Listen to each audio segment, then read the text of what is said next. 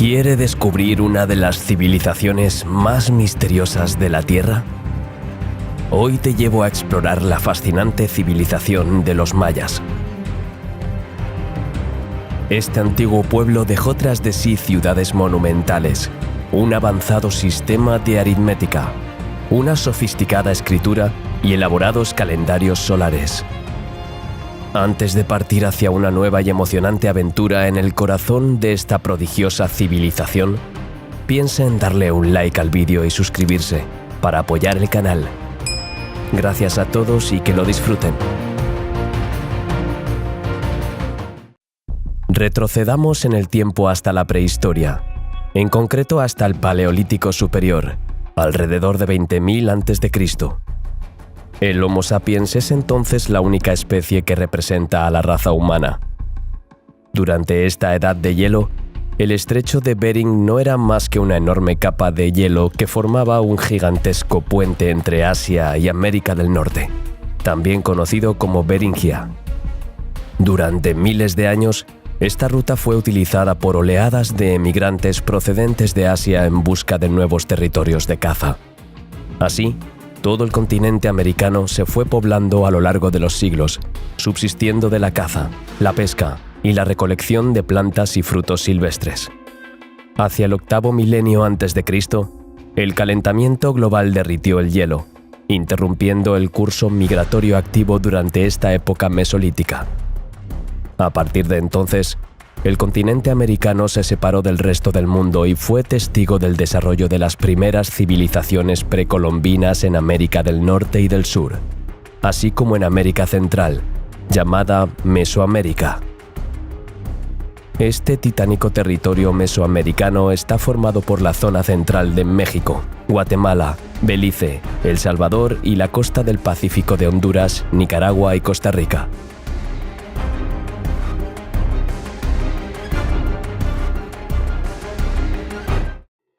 El primer periodo posglacial comenzó alrededor del 7000 a.C. y duró hasta el 5000 a.C. Este periodo arcaico sufrió importantes cambios en los ecosistemas, sobre todo con la desaparición de los grandes mamíferos, que fueron sustituidos por los ciervos, más fáciles de cazar. La recolección sustituyó a la caza y se transformó gradualmente en agricultura, lo que llevó a un cambio gradual de una vida nómada a una sedentaria. El maíz, las alubias, las cucurbitáceas, la mandioca, el aguacate y el choloitzcuintle, un perro sin pelo, se cultivaban como alimento. El maíz se convirtió en el alimento principal de los mesoamericanos, hasta el punto de ser divinizado de diversas maneras. Los primeros asentamientos semipermanentes se construyeron en Tamaulipas, en los valles de Tehuacán y Oaxaca, entre el 3400 y el 2300 a.C. Hacia el año 1500 a.C. se multiplicaron los caseríos y se establecieron en los actuales estados de Veracruz y Tabasco, así como en la vertiente del Pacífico de Chiapas, Guatemala y El Salvador. El modo de vida de las tribus era modesto. Eran agricultores, cazadores y pescadores. Luego, estos asentamientos agrícolas tribales situados en la cuenca de México, la región de la Venta y a lo largo de la costa del Pacífico, dieron un tremendo salto cultural a partir del 2500 a.C. Una civilización considerable, que lleva el nombre de Olmeca, surgió, y las comunidades aldeanas en plena expansión se establecieron en todas partes. Los primeros centros ceremoniales de San Lorenzo y la Venta, construidos en forma de pirámides, surgieron del suelo. El barro de las orillas del río se extraía y se transportaba a lomos de los hombres para fabricar adobes, ladrillos secados al sol que se utilizaban en su construcción. Los trabajadores extraen de las canteras enormes bloques de basalto, que pesan entre 15 y 25 toneladas. Las pesadas piezas se trasladan mediante palancas, troncos y cuerdas a balsas, que las llevan a su destino final, donde se pulen con herramientas líticas para producir esculturas monumentales. El jade, la jadeíta, la serpentina y la diorita se pulen hasta obtener un grano fino para ser tallados en hermosas estatuillas. Se construyeron tuberías para llevar el agua de las montañas a los estanques artificiales. Las herramientas líticas se diversificaron. Apareció la piedra de moler, que permitía fabricar pasta de maíz y preparar plantas. La cerámica surgió para formar elaboradas vasijas. La agricultura se intensifica y diversifica gracias al intercambio interregional de productos. La escritura se caracteriza por los glifos que dibujan patrones visibles a través de las obras de arte. La arquitectura y el urbanismo, así como la ciencia de la astrología asociada a un calendario, estaban en sus inicios. Los olmecas crearon una mitología dominada por el hombre jaguar, una deidad mitad humana y mitad felina. El auge cultural olmeca continuó hasta alrededor del año 400 a.C., dando lugar a las civilizaciones del período preclásico, entre ellas la maya. Hacia el año 1000 a.C., se estableció una pequeña aldea en Cuello, Belice, con edificios comunitarios que fueron adquiriendo importancia. Los habitantes comenzaron a practicar costumbres funerarias y el crecimiento de Cuello continuó con el establecimiento de pequeñas aldeas en las penínsulas de Yucatán y Guatemala. Desde el año 1000 hasta el 300 a.C., el país maya creció rápidamente y se dividió en dos zonas geográficas principales: las tierras altas y las tierras bajas, que abarcan aproximadamente 400.000 kilómetros cuadrados. Las tierras altas corresponden a la zona sur, situada a más de 800 metros de altitud, que abarca las tierras volcánicas de Guatemala y una estrecha llanura en la costa del Pacífico, que se extiende desde Chiapas y Petén hasta El Salvador. El clima es templado y húmedo, con abundantes lluvias de mayo a octubre, y el suelo es rico en fósforo, que actúa como fertilizante natural. El subsuelo contiene depósitos de obsidiana, basalto y piedras naturales en bruto como la jadeíta y la serpentina. Las tierras bajas están situadas por debajo de los 600 metros sobre el nivel del mar y se dividen en dos partes: las tierras bajas del sur y las tierras bajas del norte, que son ecológicamente diversas.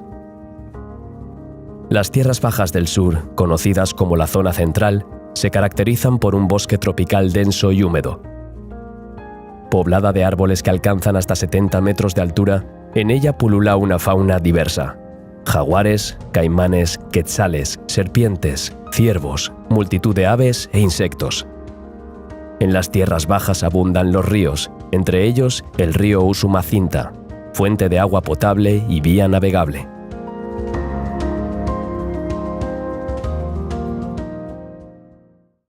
Las tierras bajas del norte, también conocidas como zona norte, se caracterizan por la totalidad de la península de Yucatán, con un clima húmedo que se vuelve árido a medida que se avanza hacia el noroeste. Pocos ríos atraviesan estas tierras, sin embargo, hay capas freáticas accesibles a través de cuevas, llamadas cenotes o aguadas. El litoral del Pacífico se considera una tercera zona maya, de unos 60 kilómetros de longitud. Se extiende desde el istmo de Tehuantepec en México hasta El Salvador. Esta llanura húmeda, encerrada entre las montañas de la Sierra Madre Occidental y el Océano Pacífico, presenta excelentes condiciones de vida. Cuenta con tierras de cultivo, múltiples árboles de cacao, un clima cálido y lluvias frecuentes. La proximidad del océano invita a la pesca y proporciona sal. Los arqueólogos e historiadores distinguen tres periodos en la civilización maya: el preclásico, el clásico y el posclásico. Fue durante el preclásico tardío cuando la civilización maya alcanzó su primer apogeo. Se construyeron las ciudades-estado de El Mirador, Nacbé, Comchén, Cerros y Tikal. Cada una se desarrolló de forma independiente, pero una innegable unidad cultural se refleja en el uso de una particular cerámica roja y negra llamada rojo sierra. Esta cerámica se encontró en todos los yacimientos explorados. Otros descubrimientos, a ambos lados de la escalera de la pirámide, refuerzan la interpretación de una demografía creciente y una homogeneización cultural. Se trata de máscaras monumentales hechas de estuco, un mortero a base de cal, que representan a gobernantes o criaturas sobrenaturales. A través de otros objetos, parece atestiguarse la evolución de la civilización maya. Una tumba policromada en Tikal confirma que los mayas dominaban la pintura con pigmentos. Los objetos cubiertos de glifos o fechas confirman su conocimiento de la escritura y la presencia de un calendario. Algunas ciudades-estado experimentaron un desarrollo espectacular, como el Mirador, al norte de Petén, o Nakbe y Etzna, en Campeche, así como Comchen en Yucatán. Estos lugares están dotados de monumentos colosales que obedecen a concepciones religiosas y cosmogónicas. Algunos de ellos cuentan con caminos pavimentados que conectan los sitios vecinos y están equipados con campos de pelota. La agricultura se intensifica con la construcción de terrazas en las laderas de las colinas que rodean los sitios de Nakbe, el Mirador o Caracol. En las zonas propensas a las inundaciones, los mayas construyeron campos elevados. Sin embargo, el final del preclásico se caracterizó por la caída de las grandes ciudades del Mirador, Comchen o Nakbe. Se despoblaron en beneficio de las ciudades emergentes, especialmente hacia Tikal, Calakmul y Teotihuacán. El período clásico se extiende desde el año 250 al 900 después de Cristo. Este último período es más conocido gracias a la interpretación de los glifos mayas. Estas revelan una rivalidad entre las dos grandes ciudades de las tierras bajas, Tikal y Calakmul, que habían crecido rápidamente desde el período preclásico. Tikal está bien establecida, ya que se encuentra en una ruta comercial a través de la selva.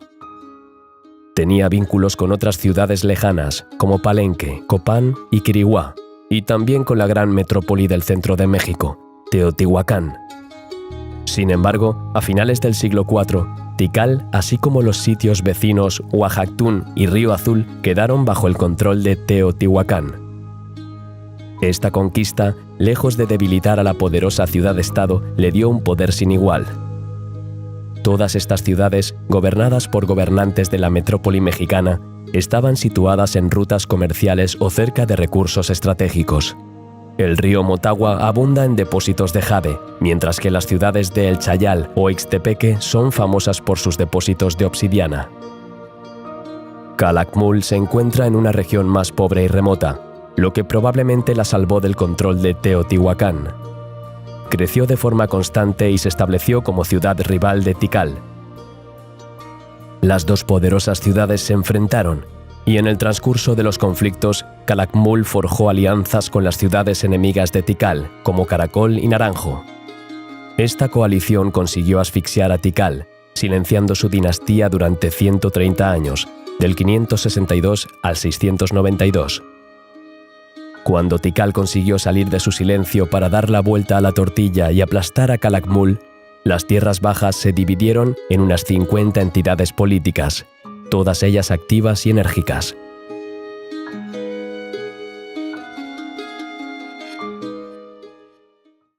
Durante el Clásico Antiguo se desarrollaron nuevas expresiones artísticas, especialmente en Tikal y Calakmul, donde se estableció el culto dinástico. Lo revela la erección de estelas y monumentos ricos en glifos. Cada ciudad construyó templos, palacios y acrópolis, a menudo dispuestos en torno a patios, donde el pueblo se reunía para asistir a los ritos y glorificar a sus dirigentes. El segundo apogeo de la civilización tiene lugar durante el reciente período clásico. Las estelas son los soportes privilegiados para transcribir los principales acontecimientos de los soberanos. Cada ciudad tiene sus glifos emblemáticos, que dibujan un mapa político del territorio maya, donde se distinguen unas 50 entidades rivales. El periodo posclásico, del 900 al 1250, está marcado por la hegemonía de la ciudad de Chichén Itzá, situada en el norte de la península de Yucatán. Durante estos 4 siglos, asistimos a la lenta y progresiva caída del Imperio Maya, de la que hablaré con más detalle al final de este vídeo. Antes, descubramos cómo vivía la sociedad maya jerarquizada, cuáles eran sus técnicas arquitectónicas y su dominio de la escritura, la astronomía, la cosmología y la aritmética.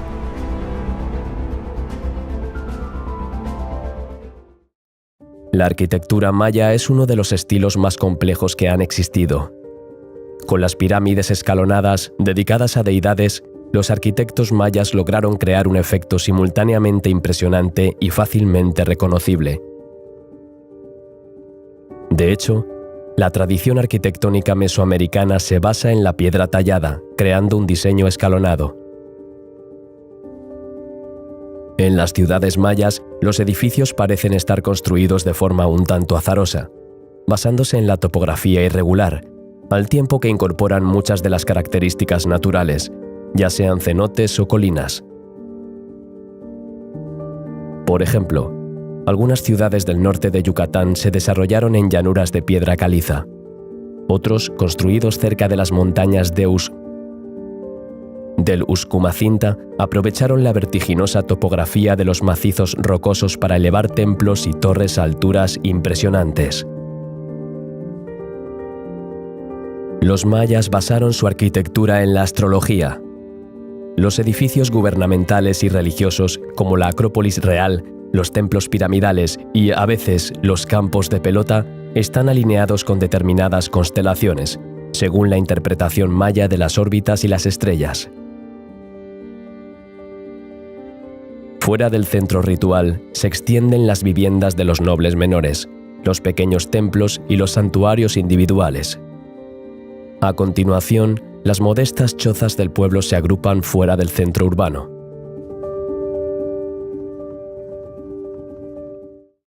Originalmente, los mayas construían sus chozas con materiales autóctonos de su entorno: madera, hojas de palma y arcilla. Los postes de madera se clavaban en una plataforma y las paredes se hacían con ramitas tejidas o celosías recubiertas de arcilla y luego enlucidas. Un techo de hojas de palmera cubría la vivienda. La piedra solo se utilizó a partir del Preclásico Medio para construir las primeras pirámides y templos. Estos monumentos forman parte de la arquitectura más reconocible, ya que son bisimétricos, con escalones a ambos lados que conducen a una entrada. Además de templos y pirámides, los mayas construyeron diferentes tipos de estructuras. Las plataformas ceremoniales de piedra caliza, de 4 metros de altura, se utilizaban para ceremonias públicas o ritos religiosos. A menudo se adornaban con figuras talladas, altares o tzompantli, una estaca en la que se exhibían las cabezas cortadas de los sacrificados. Los palacios reales albergaban a la élite de la población y estaban tradicionalmente situados cerca del centro de la ciudad. Cada palacio estaba ricamente decorado, era monumental y estaba construido en uno o varios niveles. Contenía numerosas habitaciones y un patio interior. Algunas acrópolis contenían tumbas, como la de un gobernante, descubierta en el sitio de Copán.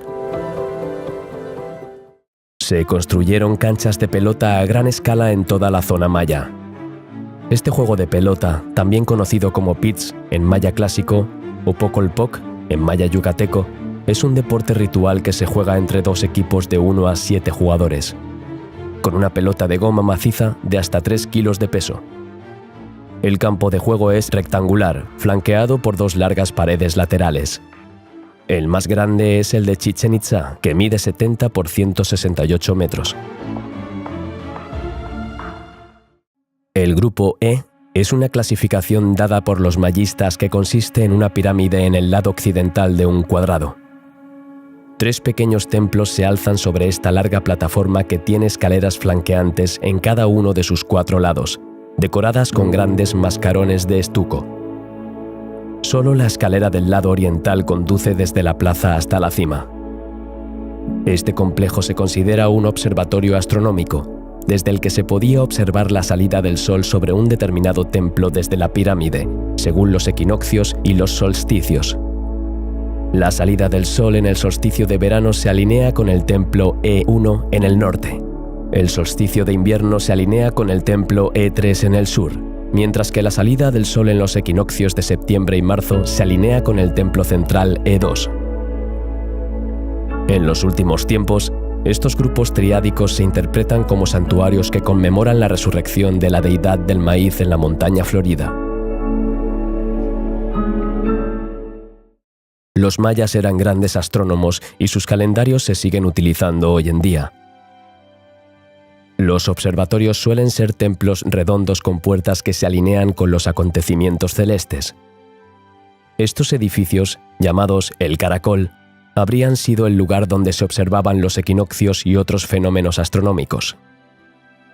Detengámonos unos minutos en 5 de las ciudades mayas más ilustres: Chichén Itzá y Uxmal en la península de Yucatán, Calakmul, ubicado en Campeche, Palenque, ubicado en los cerros de Chiapas, Teotihuacán, situada a 40 kilómetros al noreste de la Ciudad de México.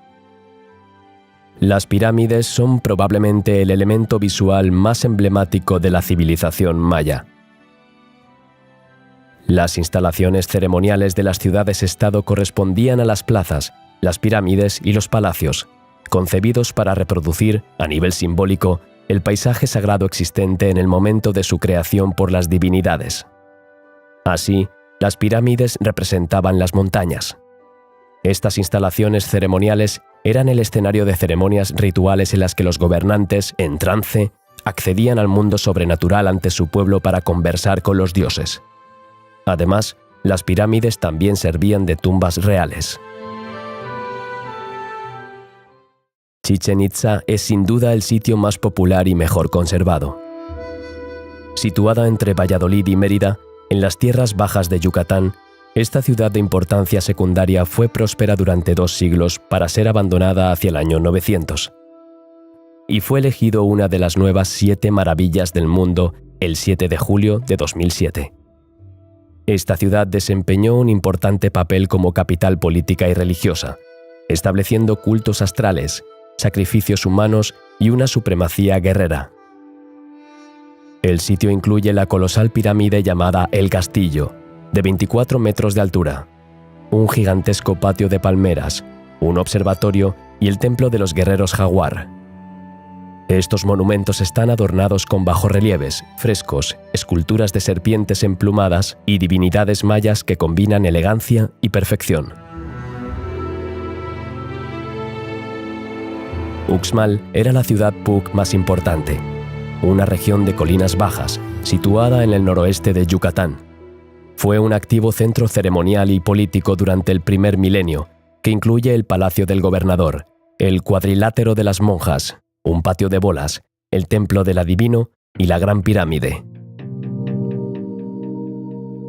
Calakmul se caracteriza por ser una de las ciudades mayas más antiguas y poderosas de las tierras bajas. Tiene una superficie de 70 kilómetros cuadrados en el corazón de la selva de la región del Petén, en el centro de la península de Yucatán. Fue la sede del Reino de la Serpiente y estuvo habitada durante más de 1000 años, con una población estimada de unas 50.000 personas. El centro del yacimiento de Calakmul, con una superficie de 2 kilómetros cuadrados, contiene los restos de unas 1000 estructuras.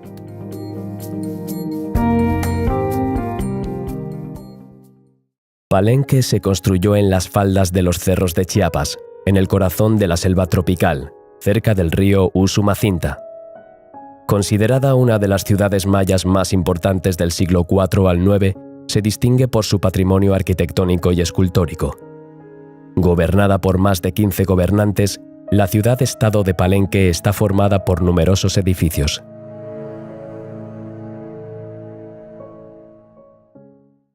Teotihuacán alberga las ruinas de la principal metrópolis mesoamericana del período clásico. Esta ciudad alcanzó su máximo esplendor entre los años 450 y 600. Cubría una superficie de 20 kilómetros cuadrados y, según los arqueólogos, debió de estar poblada por más de 100.000 habitantes.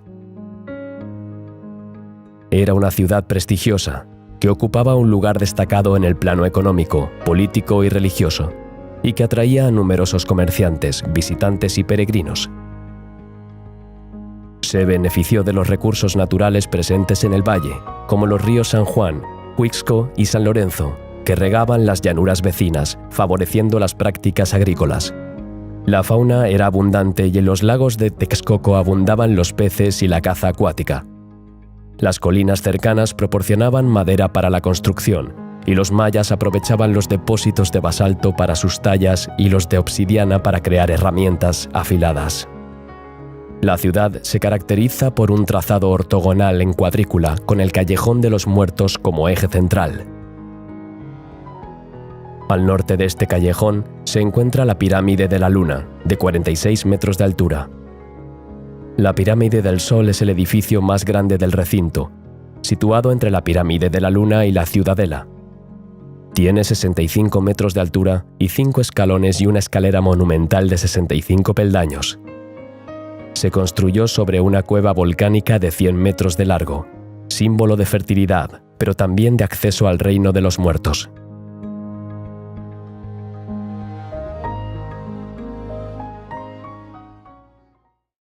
En cada reino maya, la sociedad estaba estructurada jerárquicamente según un organigrama bien establecido. Cada ciudad-estado estaba gobernada por el Alak Winik, una especie de señor divino, cuyo poder se transmitía de padre a hijo. Realizaba las tareas más importantes del reino, actuaba como intermediario entre los dioses y los humanos, participaba en las batallas y se destacaba como juez supremo. Bajo el mando del rey, la élite de los nobles, los batats, compuesta por hombres y mujeres, gobernaba los pueblos y comandaba las tropas guerreras. Los sacerdotes, llamados Akin, también se suceden de padre a hijo. Sus conocimientos son amplios, ya que dominan la escritura, la interpretación de los almanaques sagrados, la medicina y asisten al rey durante las ceremonias rituales. Entre los miembros del clero podemos distinguir al Chilam, encargado de recibir los mensajes divinos y exponer sus profecías. Esta clase social también incluía astrónomos, escribas, matemáticos, arquitectos y asesores. Una clase intermedia estaba formada por comerciantes y artesanos. A continuación se encontraba la clase agrícola, que comprendía la mayor parte de la población, cuya función era proporcionar alimentos a sus familias y a las clases altas, así como a los trabajadores. Luego, en la parte inferior de la escala social, los delincuentes y los prisioneros de guerra fueron condenados a la esclavitud. Para asegurar su subsistencia, los mayas practicaban la caza, la pesca, la cría de pavos y perros, el cultivo de maíz, frijoles y calabazas, y la apicultura. En el comercio, las mercancías se transportaban a lomos de personas o por vía fluvial. Entre ellos había bienes de consumo, materias primas como la madera, la piedra caliza, el cobre, el oro y el jade, y productos manufacturados como joyas, tallas, cerámica, herramientas de sílex y obsidiana, muebles, tejidos, armas, pieles de animales salvajes y plumas de aves tropicales. Los mayas eruditos, como los astrónomos, los matemáticos, los arquitectos, los escribas y los asesores agrícolas vendían sus servicios. En todos los grandes centros ceremoniales se celebraban mercados y la semilla de cacao se utilizaba como moneda. Además de que la sociedad maya estaba jerarquizada, esta civilización era muy avanzada y tenía un complejo sistema de escritura. Solo la casta de los escribas, los atzip, tenía el privilegio de leer y escribir, y solo los sacerdotes, la nobleza y el gobernante tenían acceso a ella. La alfabetización estaba restringida a la gente común, probablemente debido a la creencia de que la escritura era sagrada, ya que para los mayas fue inventada para el dios del cielo, la noche y el día, llamado Itzamna.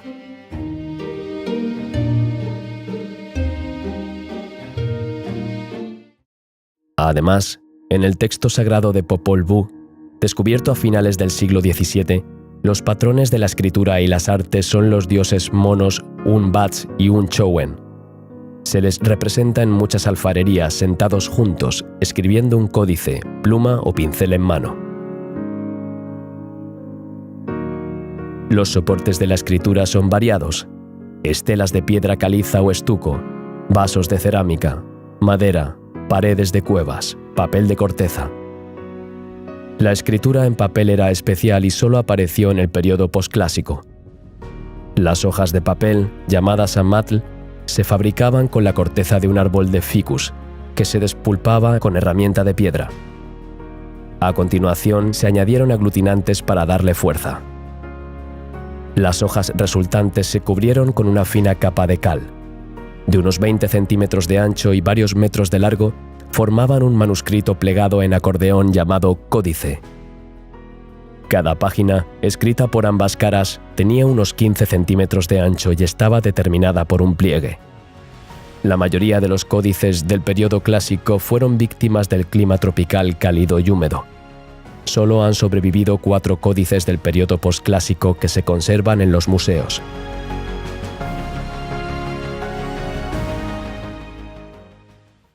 La escritura maya utiliza ideogramas y fonogramas.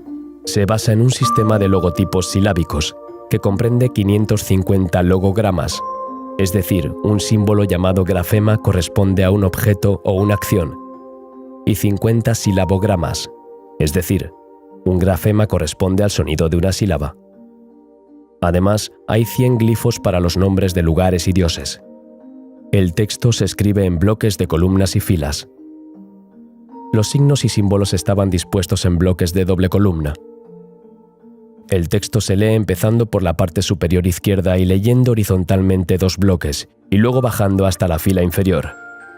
Las oraciones siguen la estructura verbo, objeto, sujeto, y, si es necesario, se colocan adverbios antes del verbo.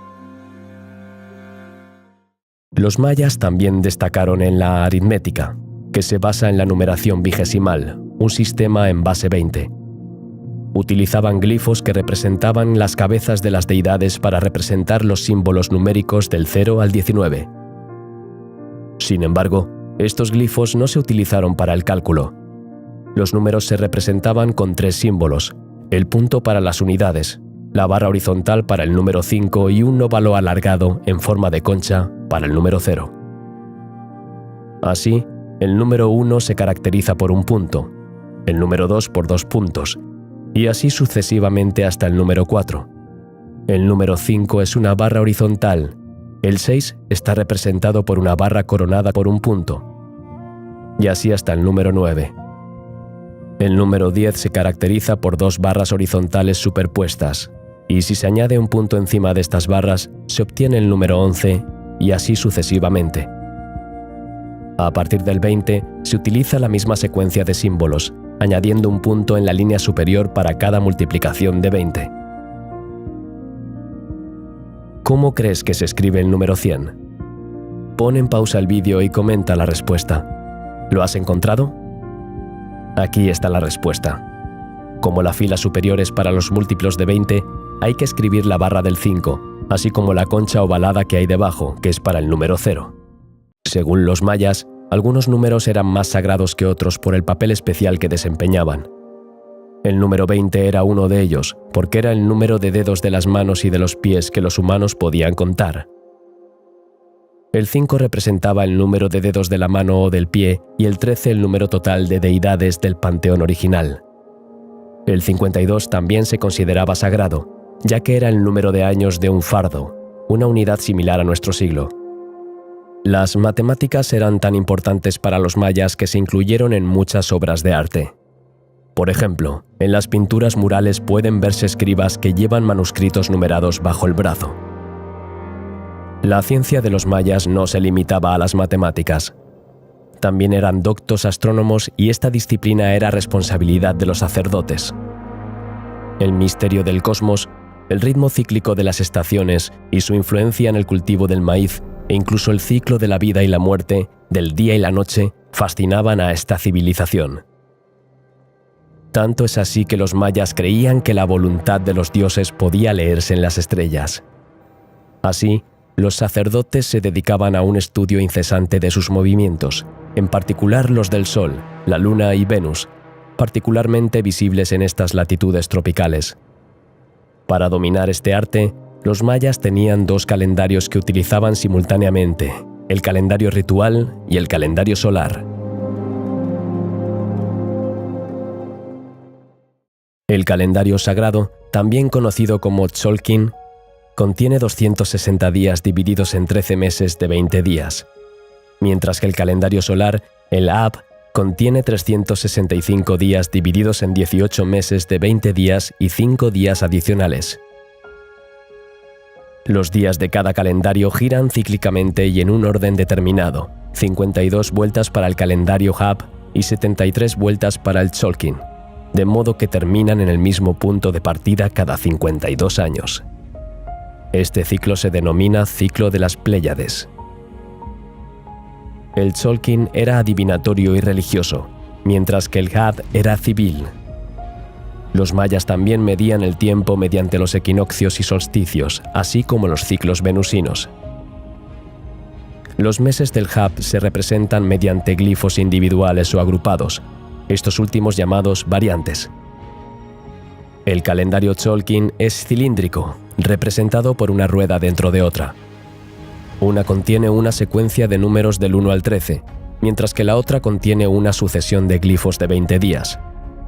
La duración del Tzolk'in corresponde a los 9 ciclos de la luna y al periodo de gestación de los humanos. También está relacionado con los movimientos del sol, su paso por el cenit y el ciclo de crecimiento del maíz. Los mayas también utilizaban otro calendario llamado cuenta larga para cualquier evento que abarcara más de 52 años. El calendario de cuenta larga comienza el 11 de agosto de 3114 a.C. y consta de ciclos de 13 baktunes, es decir, 1.872.000 días o 5.125 años. Así, la fecha de finalización de este calendario se fijó el 21 de diciembre de 2012. Por cierto, ¿recuerdan el anuncio de algunos predicadores de grandes cambios o acontecimientos cataclísmicos, incluso el fin del mundo, previsto para el 21 de diciembre de 2012? Como hemos visto, los planetas juegan un papel importante en la astrología maya. Esta civilización creía que la Tierra era un punto fijo en el espacio y veía las estrellas, los planetas y el Sol como deidades. Los movimientos de estos cuerpos celestes se interpretaban como si los dioses viajaran entre la Tierra, el inframundo y otros destinos astrales. Así, los acontecimientos de la vida maya estaban programados según el movimiento de los astros y eran cuidadosamente vigilados. Por ejemplo, una guerra se planificaba cuando los dioses estaban en su lugar, o un gobernante accedía al trono de una ciudad-estado cuando ciertas estrellas eran visibles en el cielo. El Sol. El dios Kinich-Hau está estrechamente relacionado con la deidad suprema, Itzamna, el dios del cielo, la noche y el día, siendo considerado su aspecto diurno. Tras la puesta de sol, Kinich-Hau debía transformarse en jaguar y viajar a lomos de un cocodrilo para gobernar Xibalda, el inframundo. También es muy idolatrado por los gobernantes que se consideran sus descendientes, la mayoría de cuyos nombres empiezan por Kinich. Se le representa con grandes ojos cuadrados y una gran nariz, y el glifo de su cabeza es una representación del número 4. La luna era tan importante como el sol para los astrónomos mayas. Sus movimientos fueron analizados y predichos con gran precisión. La diosa principal de la luna se llama Ixchel, patrona de la maternidad. A menudo se la asocia con una anciana arrugada con uñas de gancho, que lleva una serpiente en la cabeza y una jarra. Además del Sol y la Luna, los mayas conocían otros 4 planetas: Venus, Marte, Saturno y Júpiter. Sin embargo, Venus, también conocida como Noek, era con mucho la más importante para esta civilización, ya que estaba asociada a la guerra, entre otras cosas. Organizaban las batallas para que coincidieran con los movimientos de Venus en el cielo. Habían registrado meticulosamente este último y determinaron que su movimiento duró 584 días. En cuanto a los astros, los mayas los utilizaban para predecir las estaciones para la planificación agrícola. También se construyeron importantes edificios, como templos, pirámides, observatorios, palacios y campos de pelota, en relación con la astronomía maya. En particular, las pirámides y los templos se construyeron para que el Sol, la Luna, las estrellas y los planetas pudieran verse desde arriba o a través de ciertas ventanas en momentos solemnes del año. El laboratorio de Xochialco es un ejemplo perfecto de ello. Consiste en una cámara subterránea con un agujero en el techo, por el que durante el verano entra el sol. Sin embargo, del 15 de mayo al 29 de julio, brilla directamente por encima, formando una ilustración del sol en el suelo. Este periodo era considerado por los sacerdotes mayas como importante para las ceremonias o la predicción del futuro del pueblo. Además, la pirámide de Chichén Itzá tiene 4 caras, cada una de las cuales está dividida en 9 escalones con una escalera de 91 peldaños. El número total de escalones, 4 veces 91, es igual al 364, a los que se añade la meseta de la cima, lo que nos da un total de 365, exactamente el número de días del calendario Hab. Los mayas son, por tanto, una civilización avanzada en matemáticas, arquitectura y astronomía, así como en la construcción de una filosofía de vida. 2 libros han permitido comprender la mitología maya. El Popol Vuh es un libro sagrado que cuenta las leyendas de la creación de la tierra y del hombre, así como las aventuras de los dioses gemelos Hunahpu y Uxbalanque. El Chilam Balam cuenta hechos, historias y tradiciones del pueblo maya.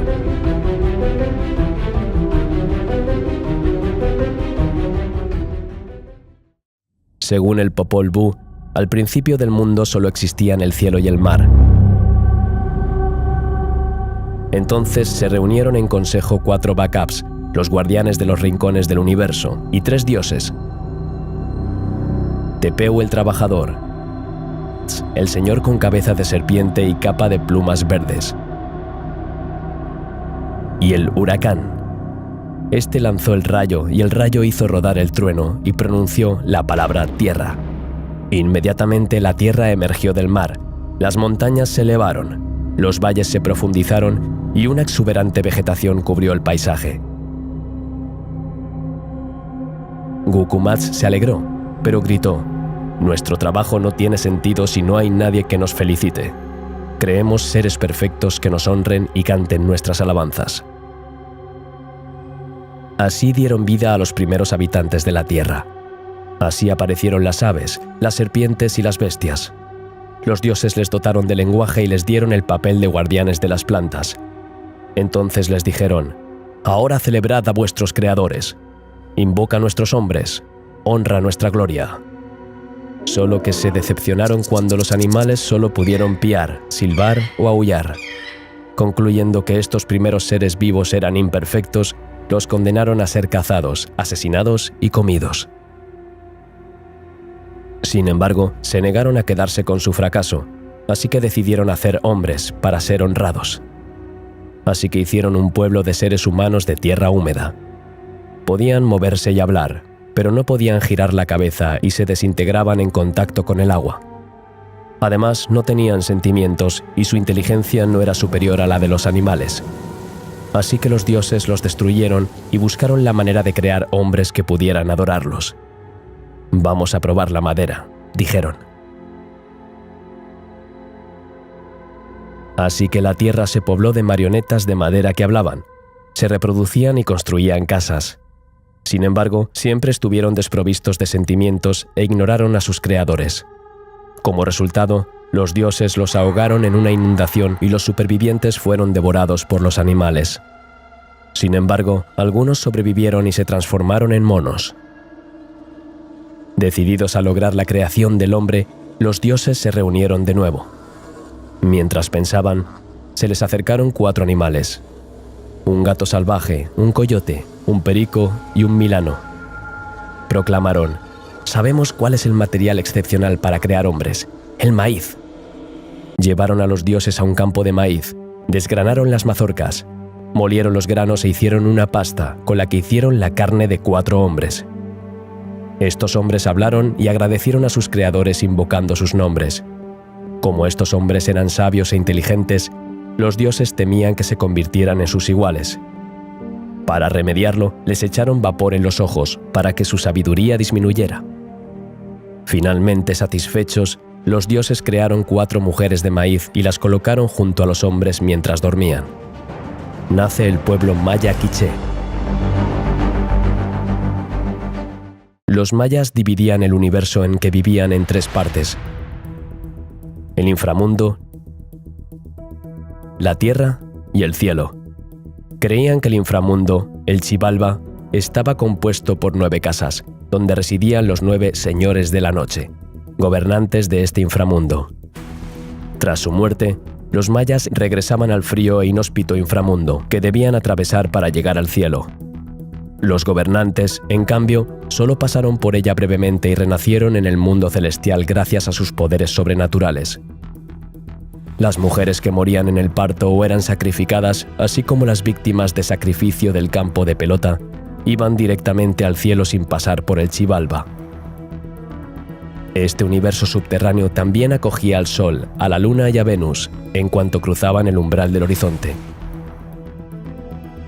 El dios supremo del inframundo se llama Yum-Thimil, el señor de la muerte. Cada uno de los 9 niveles está habitado por un dios particular.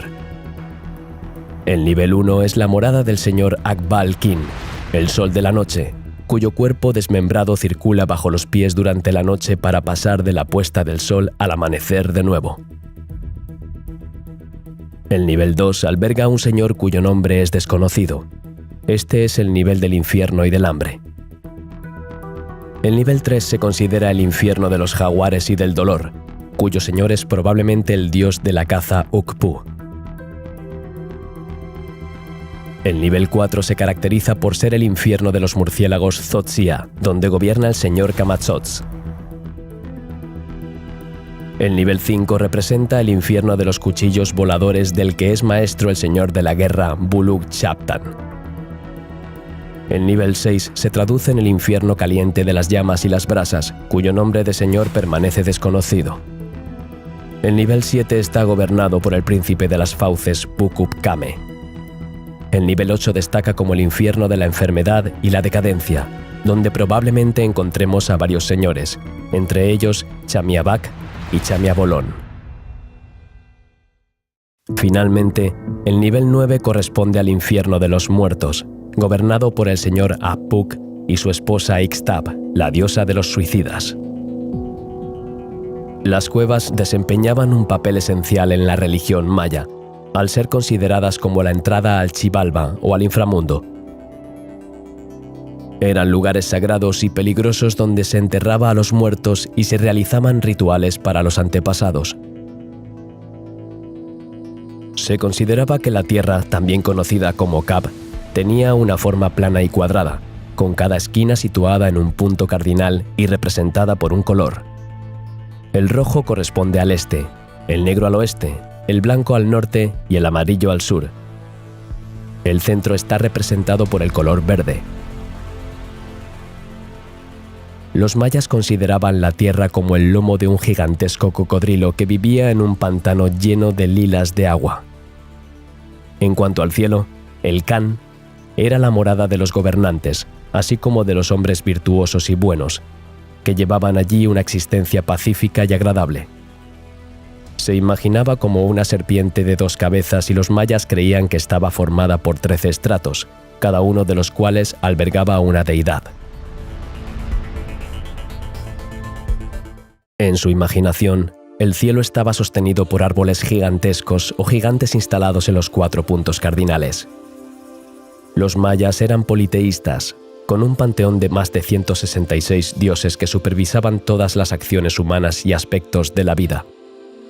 Tenían dioses para el nacimiento y la muerte, para los juegos de pelota, para los viajes, para los comerciantes, para las mujeres embarazadas y los bebés, para la juventud, la edad, la salud y el suicidio. También había dioses para el desierto, la agricultura, el dios del maíz y el trueno, etc. Todas estas deidades podían tener distintos orígenes. Todas estas deidades podían ser de un tipo o de otro, jóvenes y viejas, buenas o malas, según la época y las circunstancias. Entre los dioses más importantes he mencionado más arriba a Kinitzahau y la diosa Ixchel, esposa de Itzamna. Puede representarse bajo su aspecto benévolo o malévolo. En el Códice de Dresde se la asocia con el diluvio y la destrucción del mundo y es la causa de las inundaciones. Itzamna, el esposo de Ixchel, es el dios creador, el dios del cielo, de la noche y del día. Se le representa como un anciano de mejillas hundidas y nariz prominente y ganchuda, pero también como un dragón alado de 2 cabezas que vierte agua sobre la tierra desde el cielo. Es el creador de la escritura y la medicina, que enseñó a los escribas y curanderos. Es una deidad benévola, adorada por las clases nobles de la sociedad maya. Se le rendía culto al principio de cada año y se le sacrificaba un perro o un humano arrojado desde lo alto de una pirámide. Una vez en el suelo, le arrancaron el corazón para hacerle una ofrenda.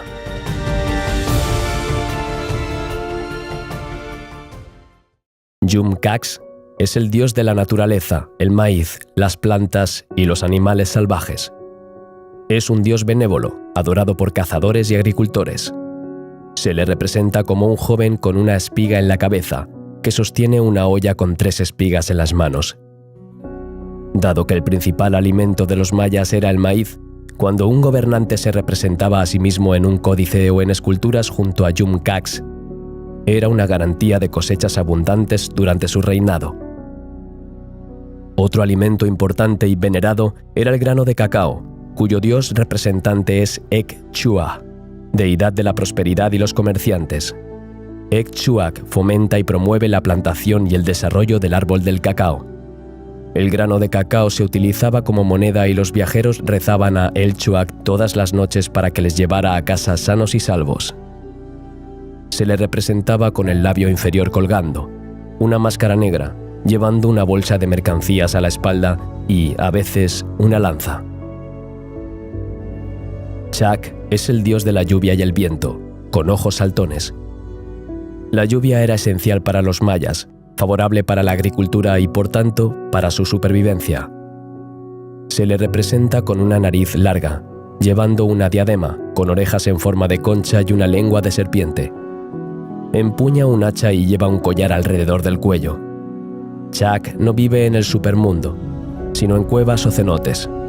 Los mayas creían que cuando llovía, Chac bajaba a visitarlos para proporcionarles abundantes cosechas. Por último, el dios del fuego, Cac, es descrito por los mayas como el padre y la madre de los humanos. El fuego era un elemento esencial para la calefacción, la iluminación y la cocina, así como para la construcción y la guerra. Se representa con una nariz larga y una boca de serpiente. Para venerar a los dioses, los mayas organizaban ceremonias rituales en las que se realizaban sacrificios humanos y de animales. En la creencia maya, los dioses no solo actuaban por bondad, sino también a cambio de ofrendas, ya sea comida, incienso o sangre. La sangre se consideraba una fuente de energía divina, y el sacrificio humano era la ofrenda definitiva. Tradicionalmente, las víctimas del sacrificio eran prisioneros de guerra de alto rango e hijos huérfanos o ilegítimos. El sacrificio de niños era común, ya que su sangre era pura. También estaban destinados al dios Chac, cuyo ritual consistía en ahogarlos para obtener abundantes lluvias. La decapitación era el rito del sacrificio más común. A veces se arrancaba el corazón del sacrificado o en algunas ceremonias se colgaba vivo en un poste y la gente bailaba a su alrededor antes de atravesar el corazón con flechas y lanzas. En algunas tribus mayas, el sacrificado era desollado y el sacerdote se ponía la piel para realizar una danza en honor al dios. Otras tribus realizaban prácticas rituales antropofágicas. Partes del cuerpo sacrificado, como las manos, los pies y la cabeza, iban a parar a los dirigentes o a los animales que representaban a las deidades, mientras que el resto del cuerpo era consumido por el sacrificador y sus invitados. Los mayas creían que la persona sacrificada captaba los poderes del dios, por lo que comer el cuerpo era una forma de invertirlo. Aunque estas prácticas parecen bárbaras, el pueblo maya, así como los sacrificados, creían que eran necesarias para ayudar a los dioses a cumplir su cometido. La mayoría de los sacrificados suelen estar dispuestos, ya que la muerte no es un final, sino el comienzo de un renacimiento 4 años después como mariposa o colibrí. Además de los sacrificios rituales, era habitual que los gobernantes y sus esposas se automutilaran durante el rito de la sangría.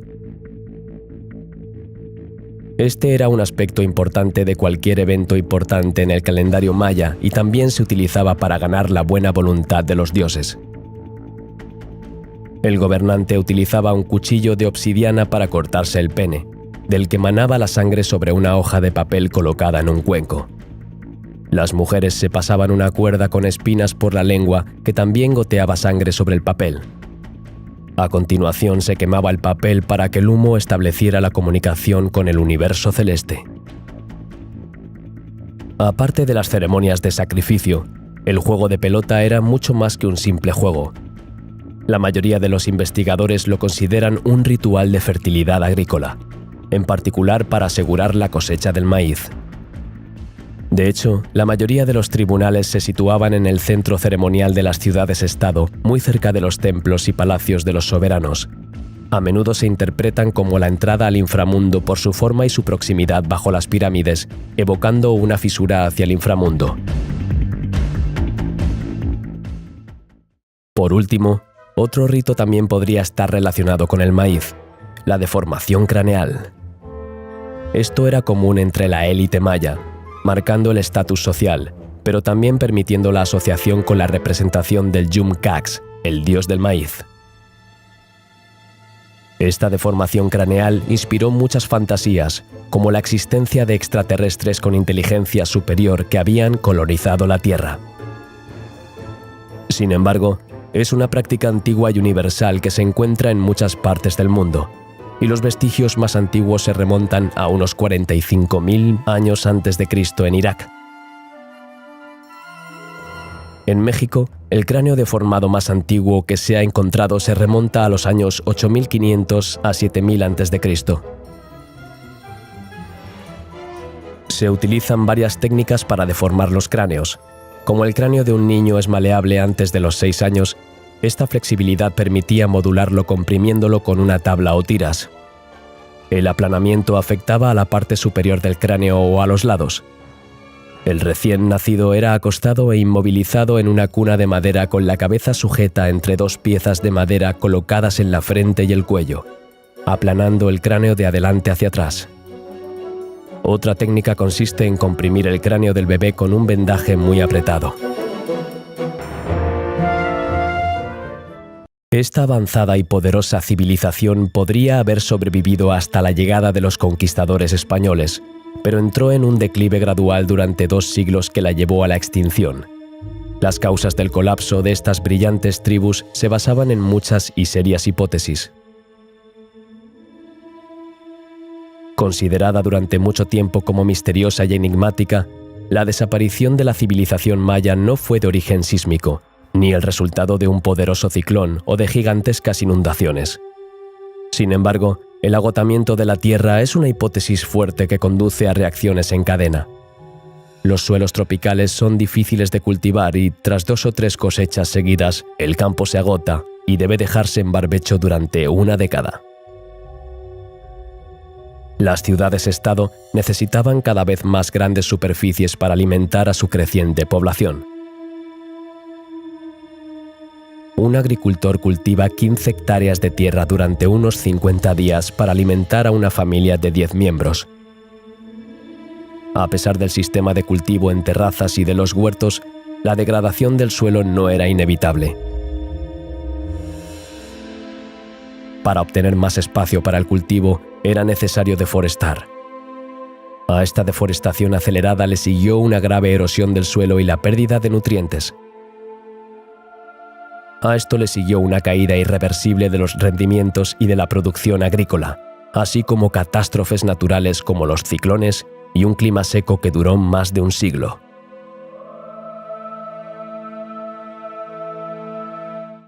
Los habitantes de las ciudades sufrían una escasez crónica de alimentos.